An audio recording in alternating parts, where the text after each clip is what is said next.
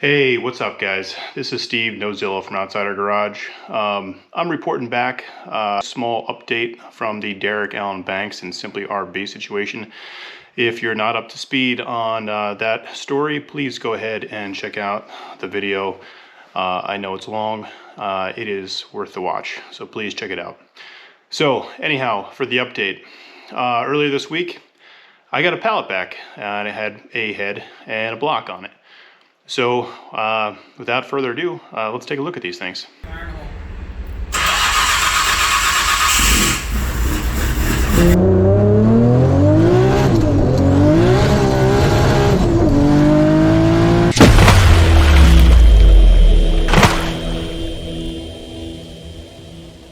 Okay guys, so this is the block that I received back on the pallet from Simply RB.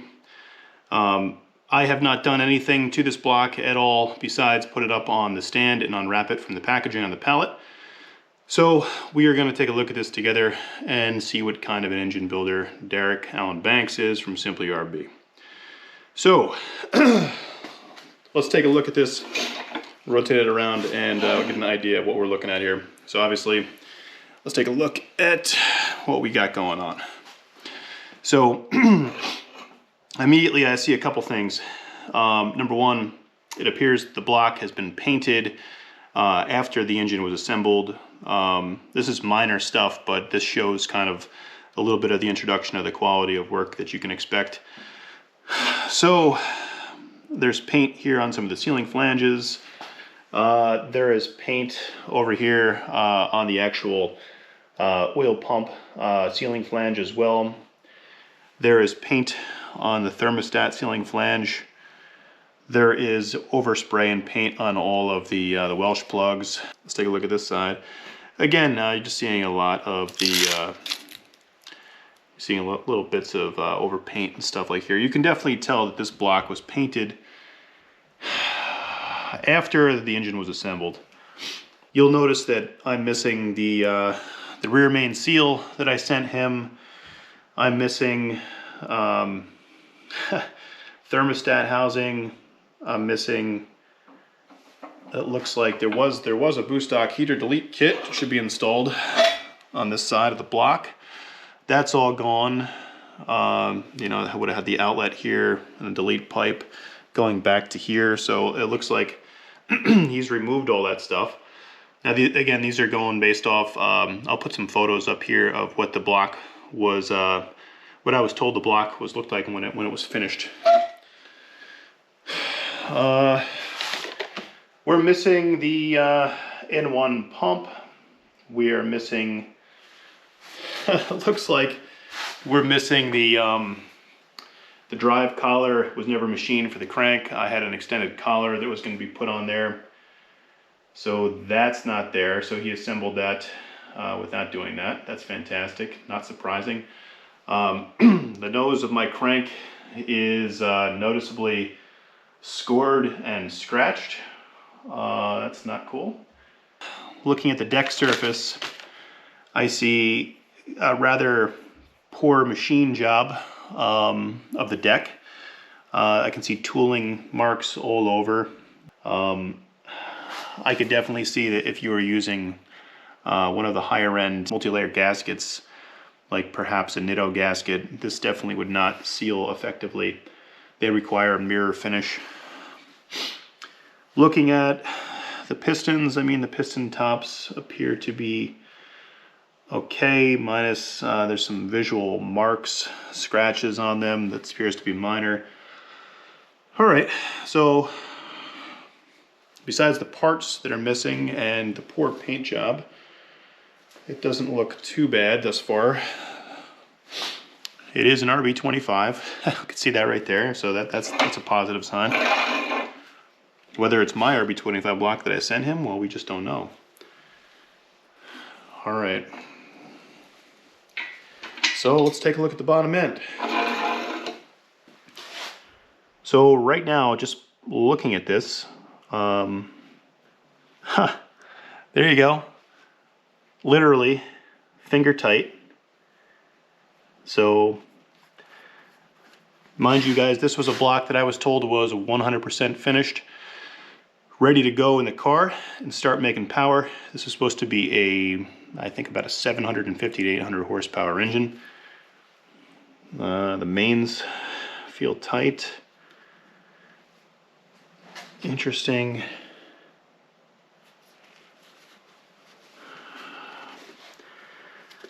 Maybe it just seems like there was one rod cap there that's loose. And obviously something like this, with this being loose like this would have grenaded almost immediately, and it would have thrown the rod, destroyed the bearing, potentially destroyed the crank. All right, before I take this apart, let's quickly just see if we can turn it over. Oh boy, she is not turning. That is bound up on something. Well, that's not a good sign.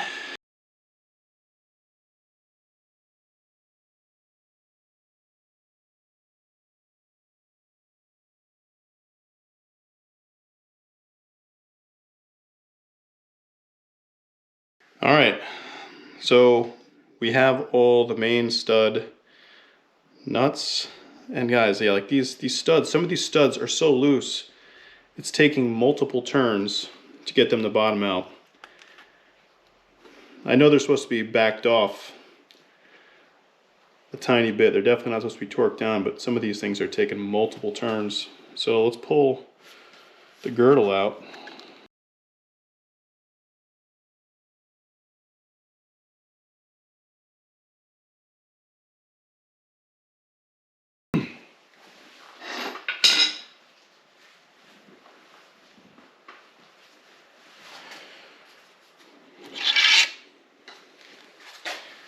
All right.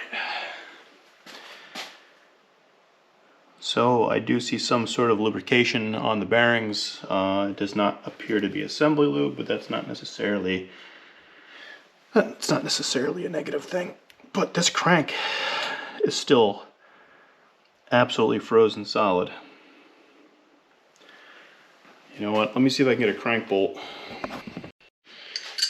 All right, so I just slowly crank bolt.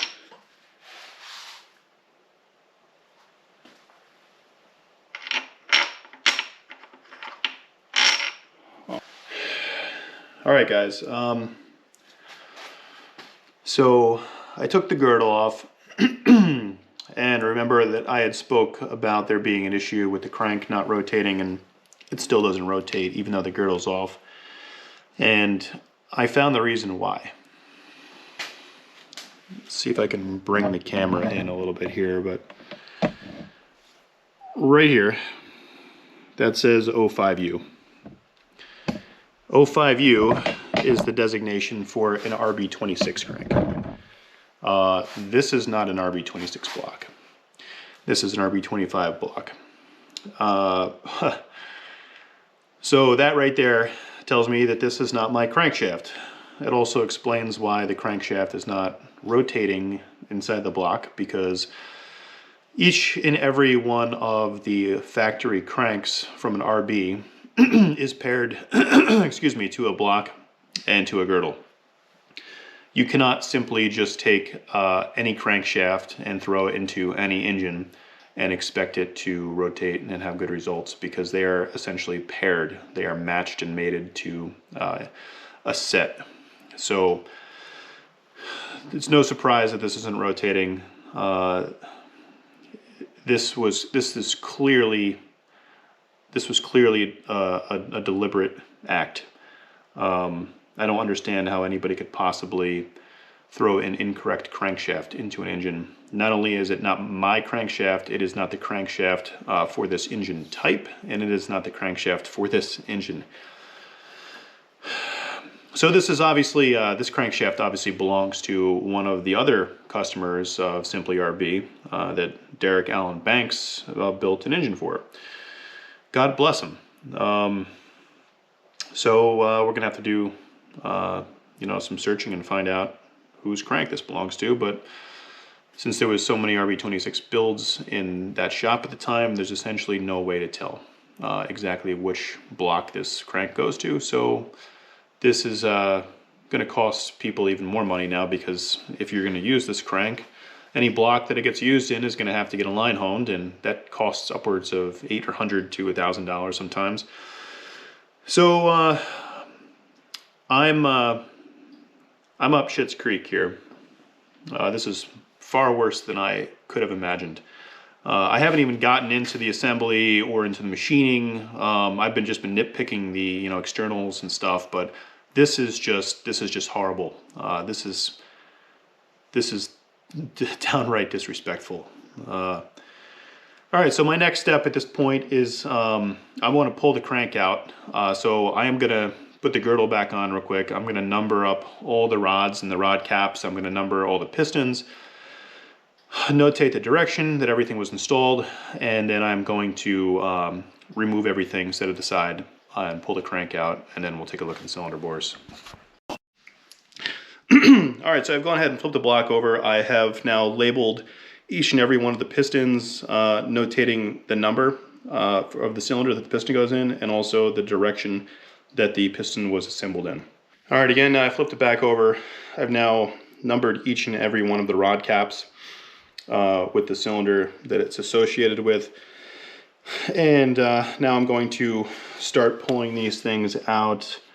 It is important to note at this point as well that there is absolutely no markings on any of these that I can see this time, which leads me to believe that during assembly no care was taken to make sure that the correct piston was going in the correct cylinder.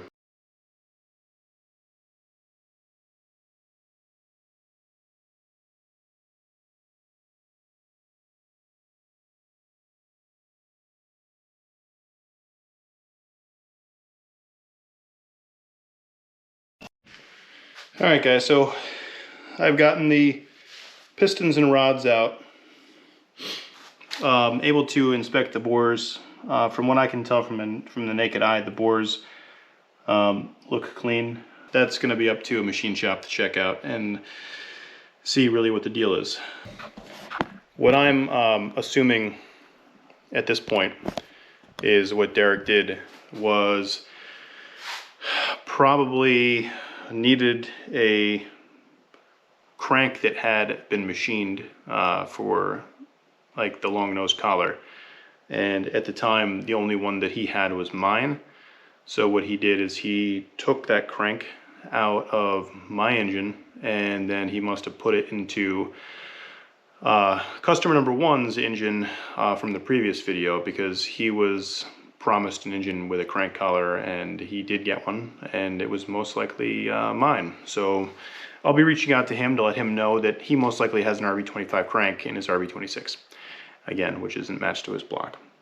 So this is the type of behavior that's not really overly surprising, but at the same point, when you're sitting here looking at it and it's your stuff, makes you feel a little bit more. Anyhow, let's take a look at some more of these details. So here's the cylinder head that I got back from Simply RB.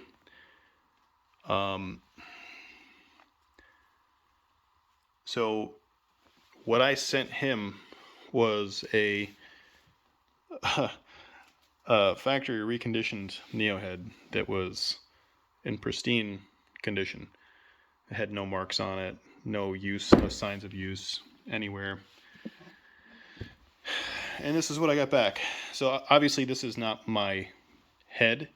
I will count myself lucky that I have a full set of matching and correct cam caps in this head, because a lot of the other people who did get heads back were not as fortunate. This head was supposed to have a complete Ferrea valve train, Kelford cams. It was supposed to be ported. It was supposed to be completely built. Shimless buckets. It appears that I've got a head that was just pulled out of a car and stripped down.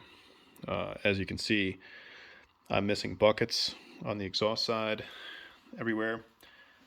I'm missing valves, buckets, everything on the intake side. And you can see this is clearly a used head. And let's flip it over.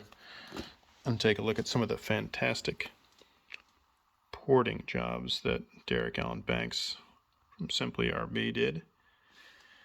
So you can see all the nasty tool marks in here. This guy had absolutely no clue what he was doing. No clue. He was just going to town. You can see his tools slipping off. He was hitting the flange surface and everything.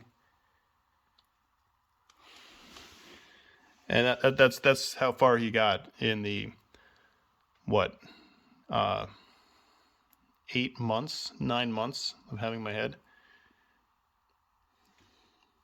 Or the head that he was planning on giving back to me. I don't know why this surprises me at all, but I feel like it's almost gotten into like the molecular level now. Who knows, like, any of the engines that any of the customers got back? Who knows what's inside of them? Are they their parts? Is it a mix and match? Who knows? This is bad news, fellas. Bad news. Anyhow, I will be putting out another video to follow up on the first video that I sent out and start going over individual customer accounts and what they went through with Derek at Simply RB. So stay tuned. More to come on the channel. Please like and subscribe and keep watching, guys.